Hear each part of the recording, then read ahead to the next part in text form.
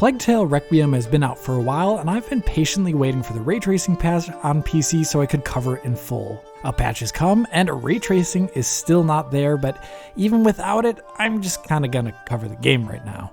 In today's video, I will talk about the game's performance on PC and console, what the new patch does to that performance, and I will also offer insight into PC optimized settings. And lastly, I will pit PC GPUs against the consoles with perfect head-to-head console settings. So let's get into this right now, talking about how heavy the game is. As Tom pointed out in his video with the launch version on consoles, A Plague Tale Requiem is indeed a very heavy game, hence why it runs internally at 1440p, being upscaled with TAAU to 4K, and hence also why its base FPS target is primarily 30 FPS. That heaviness translates over to the PC version, where we can commonly see that the game is mostly GPU bound. On an RTX 2070 Super, for example, at ultra settings and 4K DLSS in performance mode, so 1080p internal resolution here, it's just above 30 FPS in many scenes in the game. The game is indeed super heavy on GPUs even without ray tracing. That's why the game's patch that just came out on the 9th of November is so interesting, as it promises optimizations to performance and that these optimizations will affect all platforms. And the patch has indeed helped performance in a number of scenes. On PlayStation 5, this scene was pointed out by Tom as being noticeably limited below 30 FPS in its launch video. And I'm showing that right now on screen. With the latest version of the game, this scene runs an impressive 35% or better. So in the 30 FPS mode, it would be a locked 30 FPS here now. That performance uplift translates to the Xbox Series X version as well, where it was just above 30 FPS before, and now it is hitting 40 FPS VSync. Same on PC, and RTX 3080 was in the mid-40s before, but now it's just about 60 in this scene. This scene is purely GPU limited on PC, and that is likely what we are seeing on consoles as well. Performance uplifts can be found in other scenes that Tom highlighted. The rat explosion scene, for example, now runs much better on both platforms, but we can still see Xbox showing around a 20% or more performance advantage when things drop below 40 here in that 120 Hz mode. But now all versions are running better, and this is great news. In spite of that, the game is of course still heavy, like I described earlier on that RTX 2070 Super, so getting optimized settings here is very important, and I think a good way to get optimized settings here in this game is by looking at what the consoles are doing, as that will give us insight in how to optimize the game. So let us start with the draw distance setting. Putting PS5 next to PC's draw distance settings at the same internal resolution as PS5 shows that the consoles use a custom setting for draw distance.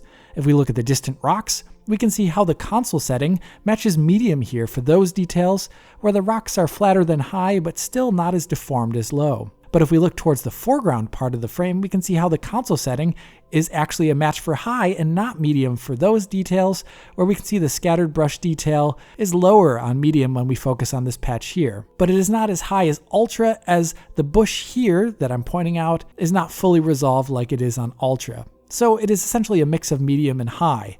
Thankfully, I can do that on PC, not in the menu, but in the config file, where I've made a custom setting that we're seeing here that is a 100% match for the draw distance on consoles, which is mixing medium and high. I don't actually recommend using this custom setting on PC, as the medium setting, as we're seeing on an RTX 2070 Super at 1440p, offers a handsome upgrade in performance, while I still think it looks rather attractive. So medium is my optimized setting here. The next setting to look at is shadow quality.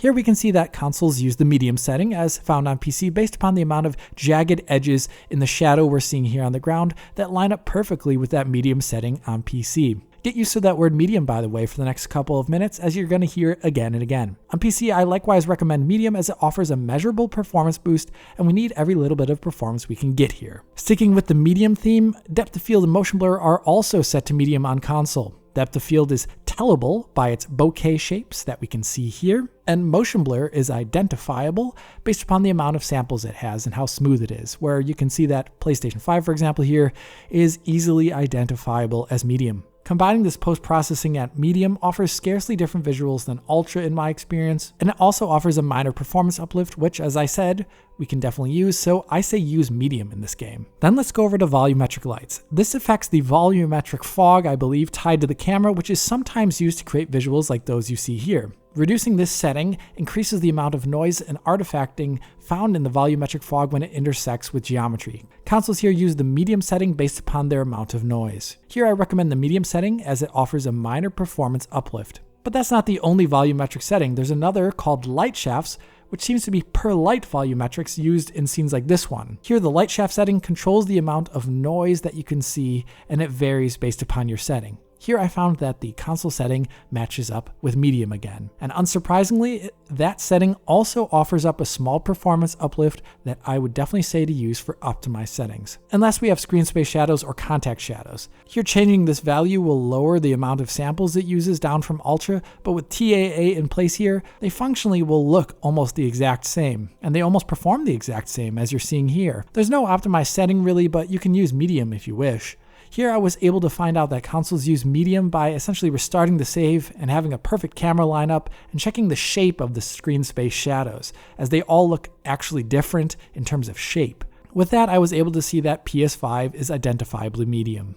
And then we have ambient occlusion. Here, the setting going down from Ultra gradually decreases the size of the ambient occlusion, as well as apparently getting rid of some of its specular occlusion, as we can see here in the tree, as after medium, the tree's area right here gets lighter as more blue specular light from the sky comes in. As we can see, that lines up perfectly with what the PlayStation 5 is doing. So PlayStation 5 medium. Here I also recommend medium for optimized settings, as medium will also offer up a tiny bit of GPU performance, which is greatly wanted in this title. Second to last, we have screen space reflections. Here the setting makes SSR less accurate, more speckled, and visually extend less far out to distant objects or other objects on the edge of the screen as you lower the quality. This made it easy to identify on consoles here, as medium is missing reflections on the distant water here that are seen on high and ultra. Here I recommend medium for a nice performance uptick that we can see here on the RTX 2070 Super. Lastly, there's a texture quality setting. In side-by-sides, I found it obvious that it was using Ultra on consoles here, as parallax occlusion mapping looked the same there, and diffuse texture resolution was also the highest it could possibly be. On PC, you'll see decreasing amounts of VRAM utilization when you lower that setting, but I don't think you really should lower it on any GPU out there, as this game seems to be very efficient with its VRAM utilization, so any modern GPU should really try and go for Ultra here. And with that, I have the console settings and my optimized settings in one. They are almost the exact same, and bit by bit, turning each setting to medium adds a tiny amount of performance that adds up in the end. In this scene here that I showed off in the beginning, we see a total of 18% performance uplift at 4K DLSS performance mode. And in this scene here in 1440p quality mode DLSS, we see a great 29% performance uplift that I think is definitely worth it. So use my optimized settings if you are GPU limited in this game, which I think most people will be. As I mentioned though, we also have dead-on console settings. And that allows me to measure things like this. In this scene, PlayStation 5 with the latest patch is around 32 FPS or so in its 120Hz mode. RTX 4090 in that exact same scene with the exact same settings and same internal resolution is running near 120 FPS in comparison. So we have a neat insight here. And I ran a number of tests and found out some cool stuff.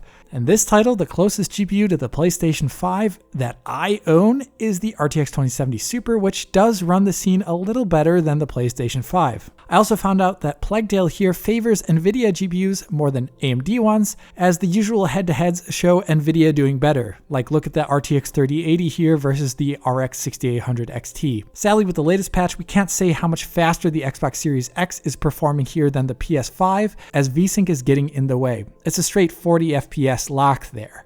But we can say how much by looking at the last patch, which I also measured a number of GPUs against, and we can see the Xbox Series X GPU there is outperforming the PS5 GPU by around 25%. That percentage is higher than the near 20% difference they have in GPU compute, but it does align near perfectly with the advantage Xbox Series X has in raw memory bandwidth. 560 gigabytes per second GPU preferred RAM bandwidth there on the Series X versus 448 gigabytes per second on the PlayStation 5. With this knowledge of console settings, I can also answer the question of whether or not 60 FPS would be possible on console, and I think from a GPU perspective, it absolutely could be. Here in this scene, which is one of the heaviest in the game, the RTX 2070 Super, which was closest to the PlayStation 5 GPU, if you remember, manages above 60 FPS if you're running the game at console settings but at native 1080p instead of that much higher resolution that the consoles are currently running at. So I would say GPU-wise, 60 FPS could be possible in this game on console, and tons of scenes are going to be above 60 FPS if they just drop the resolution to 1080p based upon what I'm seeing on PC. But CPU-wise, I don't think it would be a steady 60 FPS at all. In scenes like this one, with a lot of AI in the second chapter, the RTX 2070 Super at native 1080p at those console settings manages to be consistently below 60 FPS when paired with a Ryzen 5 3600, which, if you recall, that CPU is one I've used in the past that is broadly similar to the one we have actually in the consoles. Basically, with a console-like CPU, a GPU that is similar to the ones in the console in terms of raw performance here in this title is being underutilized. The GPU could technically be above 60 FPS in this scene, but the CPU is limiting it here. So perhaps a straight 60 FPS mode would not be possible on console, and instead maybe there could be a VRR mode instead. Important to note in this scene here is how the game does not appear to be extremely single-thread limited. Look at the core utilization here. It is a lot better than what we saw in Gotham Knights, and that was a game that was also missing a 60 FPS mode on console, but here I think it's a bit more justified based upon the utilization numbers that I have been able to measure. Beyond this anecdote about CPU performance, I want to talk about a stuttering issue in Plague Tale. Thankfully, the game does not have intrusive shader compilation stutter, so no hashtag stutter struggle here. In my experience, when the game is started for the first time, nearly all threads are fired at 100%, and I assume they are pre-compiling shaders for the game here, and I did not really encounter any stutters while playing. Rather, I saw this. Here on an RTX 4090 in the market square of the second chapter, I'm going to highlight the issue. The frame rate is at perfect 60 FPS with VSync on. That's usually what we like, but if you notice, the game looks incredibly stuttery. The camera and character animations almost look like they're stopping and moving backwards for a few frames and then moving forwards again. It looks like the game has huge lurches in the visual presentation. The game looks awful, and I think it's completely unplayable.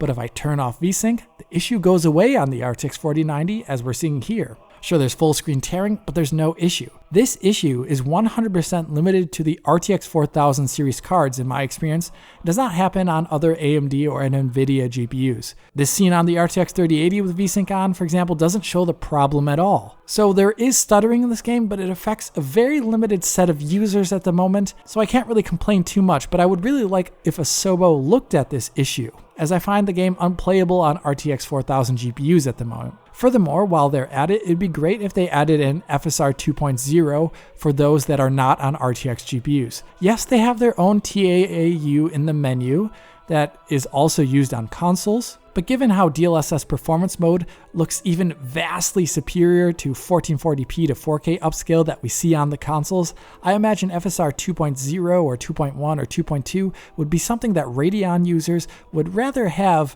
to be officially supported in this game as an alternative to their TAAU. And there you have it. This game is super GPU heavy, but with optimized settings, I've shown that it can still look really great and run a good deal better. We've also seen how console GPUs stack up against the PC, which is always insightful and allows us to get a better understanding of why games are running like they are on console in the first place. But that's enough from me for now. If you did like this video, hit that like button and subscribe to the channel. If you're already a subscriber, hit that little bell in the corner to be informed as soon as Digital Foundry posts a video. If you want to help us out, support DF on Patreon to get years worth of our coverage in high quality for download. Other than that, write a comment below, follow on Twitter, and as always, this is Alex bidding you farewell und auf Wiedersehen.